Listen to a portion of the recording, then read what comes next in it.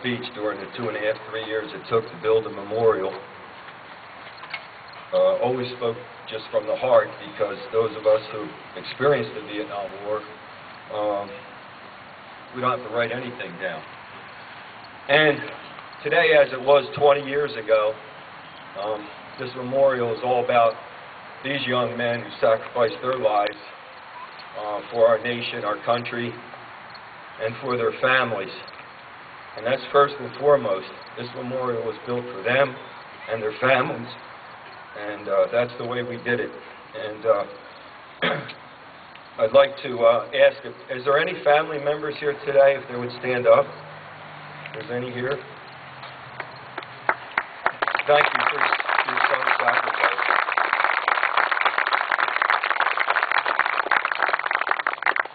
You know, I took an index card like I usually do, and I wrote down a whole bunch of names, because it's a heck of a story about the building of this memorial. But before I do that, I want to talk about 7 of these men are my friends. And so I just wanted to mention a little bit about some of them, the 7 that I knew personally. Tony DeCesar, he fought with me in Vietnam. He was a squad leader. He was killed when we took Hill 689 with fixed bayonets. He fell not too far from me. At that particular time, when Tony fell, I'll tell you the kind of leader he was. The whole hill like froze as the word was spread across that Tony DeCesar was dead. And that's the kind of impact some of these men here have had on their brothers as they fought in battle over there.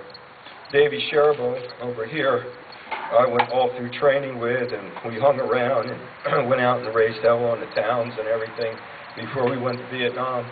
And we were separated, and he was a radio man in Vietnam, which the rate for a radio man to live wasn't too long in Vietnam. They had those big antennas, and the enemy certainly wanted to take them out, the communication out as much as possible. And he died in combat. Then there was Herbert Michael Beaumont, who we called Michael. He didn't want us to call him Herbert. Went to high school with him. His brother Charlie graduated with me, and he was the nicest guy you'd ever want to meet. Never hardly said a word. And then there was the neighbor behind me where I lived, Irv Harwell. I think Irv was a year older than me, and I remember he took me to New York and got me my first big drunk. And I came home, passed out in his house because I couldn't go home to my dad. My dad would kick my butt. So, never forget that. Carl Steffen was engaged to my sister, and he died on Christmas Day. Doug Dickerson, the nicest black man you ever want to meet, never said a word to anybody. Was just a great guy.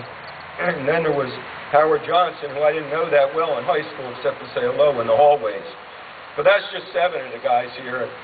There's a lot of VVU members here that know of the other men here and their history and their sacrifices.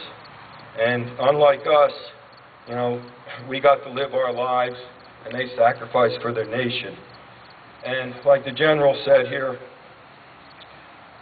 you know, the Vietnam veteran is unusual veteran in the history of this nation. Recently, in 2008, I went to my 2nd reunion ever at the Marine Corps Museum, and my captain was there. He was Major General Caulfield, retired. And he said, in the history of military warfare, no military force, meaning all our military forces, will never be able to meet the accomplishments of the Vietnam veterans. He said, we never lost one battle. We killed 1.4 million of the enemy and lost 58,000 men. It's an incredible, unbelievable mission to accomplish. And these guys were all a big part of that. And those records should be told in the high schools all over the country, and they're not. It's still one of the biggest cover-ups ever in the history of America. Major General Caulfield and Commandant Mundy both served with 326, and they said it'll probably all come out after we're long gone, but someday it will come out of what we did. You know, more ammunition was spent in Vietnam than all of World War II. You know, only 0.5% ever served this nation. 0.5 keep us free. You know, those serving that are here today, you know, we should give them a round of applause just for keeping us free. But I just wanted to give a couple of those facts. And then I wanted to talk about, you know, how this whole thing started off. And I always kind of like have to correct people when they say, oh, you were the founder of VVU and all this and that, and that's true. I'm one of the three guys. Well, Paul Ressler, who sits right behind me here, and Tony Benedetto were the other two men. And our sons played at Nottingham Little League. And one day, we're out in left field, and we're talking about the war, and Tony Benedetto served with 326, as I did.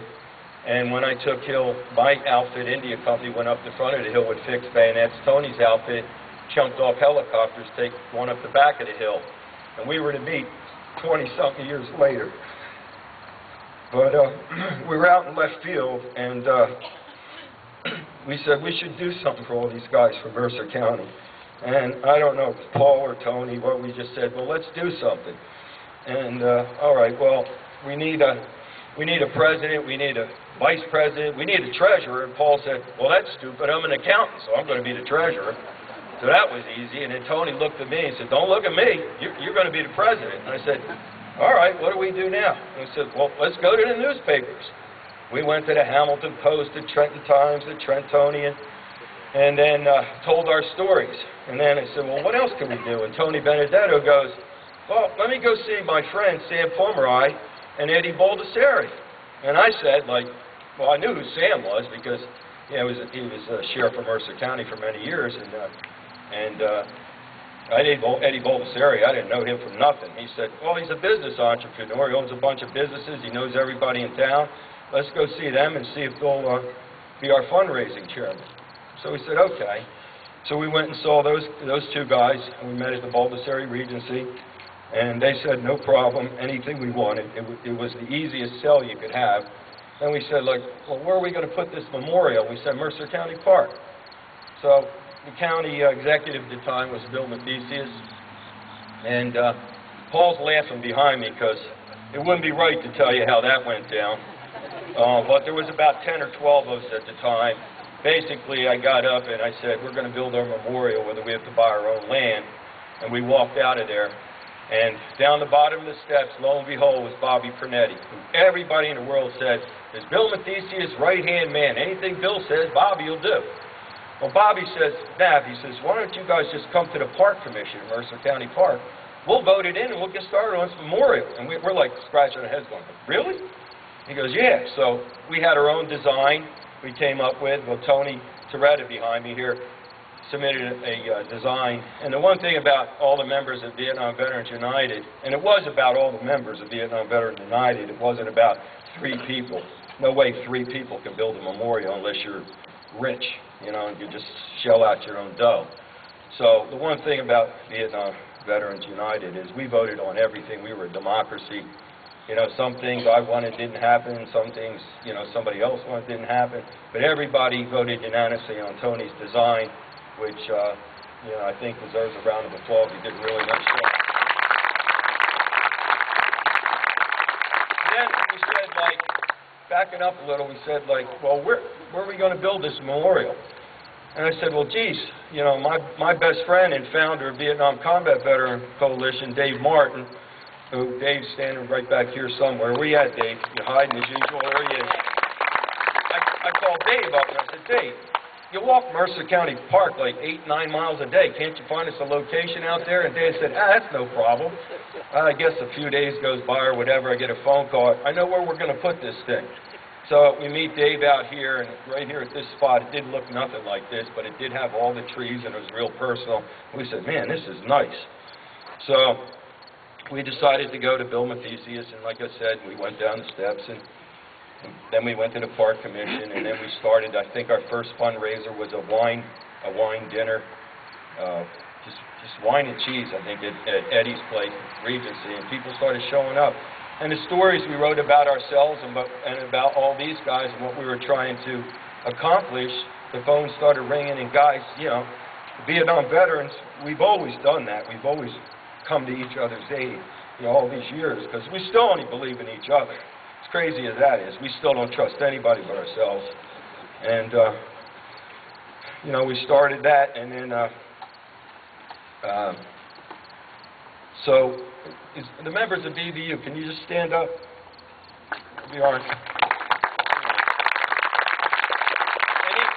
this Vietnam Veterans United, yeah, thanks, guys. It went on for, you know, it went on for years after I left, too, but, you know, they kept going, and Wayne Carr, I don't know how many years Wayne was president. I think he set a record. Where's Wayne at? Somewhere. There he is, over in the honor guard. Thanks, Wayne. And then we came up with an idea. I guess Eddie did or Sam did, because, you know, these guys were all into all these fundraiser type things about, well, let's have some special dinners. We said, well, who should we get for the first guy to have a dinner? Who would come out and see somebody? And they said, Senator McManaman. I mean, what a slam dunk that was. So, you know, in June, I think it was June 16th, 1989, we had the first dinner honoring Senator McManaman. And anybody who was at that dinner, boy, he let into all of us about Agent Orange and what the Vietnam veterans had suffered in their war.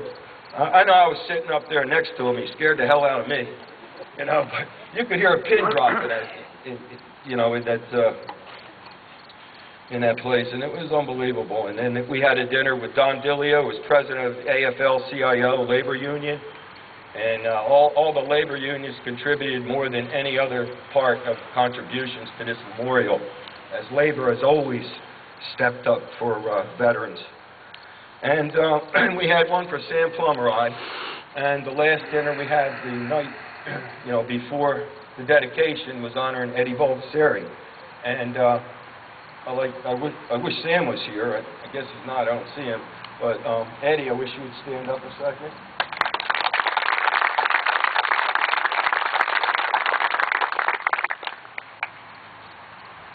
And then there were some other factors into this building and the memorial, and when we had a problem with the county executive, we went to his counterpart, the mayor of Hamilton Township, Jack Rafferty. Took us all but about 2 minutes, and Jack said, where do you guys want the memorial in Hamilton Park? Where do you want it? And we're like, well, we just need a backup in case we can't pull this off. So it just goes to show you, like, you know, you have 99.9% politicians, you know, working together for a memorial, which is beautiful, because we all get tired of what goes on in politics and hearing it all, and you know, and not to down. We need policies and stuff, but when it comes to memorials, normally all of them do step up, you know, because they do have some kind of a heart, you know. But it was wonderful what we did in 2.5, 3 years. Raised almost $200,000. Many fundraisers. I always tell everybody the funniest one that comes to mind when I had to go out on stage and thank 250 women for showing up for an all-male review. Man, they were ruthless. So I couldn't wait to get off the stage, you know. So, but the whole community, Mercer County, came through for us, and it was wonderful, and I'm still emotional about this whole deal. And I come out here off and on, and after this memorial was built, I had always said I was going back to Vietnam Combat Veterans Coalition, which my best friend Dave Martin started in 1979, and that organization always advocated for veterans' rights, for Agent Orange, herbicide meetings in D.C. and New York. We kicked out an illegitimate Agent Orange commission here in New Jersey. Pete and Verso took an interest in Agent Orange and getting lawyers to help volunteer their time to help veterans downtown. It was just an incredible time of the Vietnam veterans once again fighting back. But I said I was going back to Vietnam Combat Veterans Coalition. I was one of the early on presidents there, and I was the second member. Dave was the founder, and I've been a trustee of that organization since 1979. And I still belong to other organizations, VFW, American Legion, lifetime member, DAV, Military Order, the Purple Heart. You can't make all of them, but I'm so proud to be part of that legacy of the Vietnam veterans.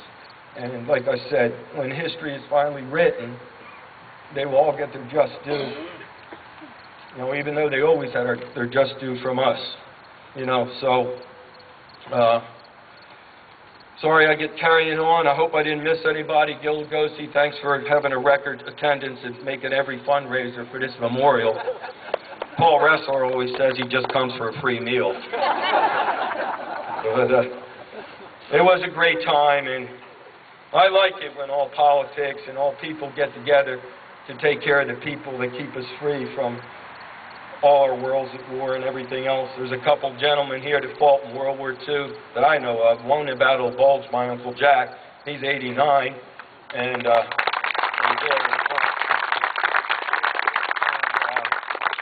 Mr. Kramer's here. He fought with General Patton. Imagine that. So it goes on, and we have more heroes today and yesteryear in Iraq, Afghanistan. America will always have a war somewhere. You know, it's a shame. I wish the world had the kind of love that mostly Americans had. Unfortunately, we don't live in a world like that, and Point 5 has to stand up just so we can all enjoy our freedoms and our kids and our grandchildren. And on that, I want to thank Eddie and the county executive, Brian Hughes. Thank you very much for all your support. Thank you. And thank you all for showing up. Really appreciate it.